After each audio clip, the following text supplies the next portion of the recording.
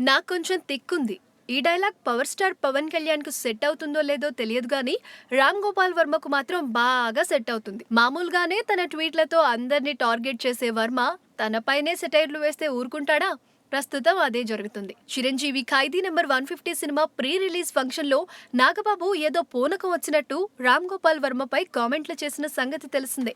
అంతే, ఇక వర్మ తన ట్విట్టర్‌కు మంచి పని చెప్పాడు. నాగబాబుకు వరుస కౌంటర్లు ఇస్తూనే ఉన్నాడు.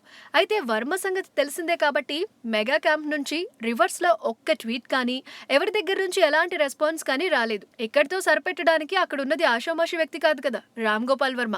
ఇక ముగించేశాను అంటూనే మళ్ళీ ఉదయాన్నే మొదలుపెట్టారు. మళ్ళీ సాయంత్రం తేలుపిల్ల కుట్టిందా, వానపాము కుట్టిందా అంటూ నాగబాబుపై తనదైన స్టైల్లో మళ్ళీ ట్వీట్లు చేశారు. No response. మరి ఎలాగైనా నాగబాబును బయటకు లాగడానికి వర్మ చేస్తున్న ప్రయత్నాలు ఫలిస్తాయా?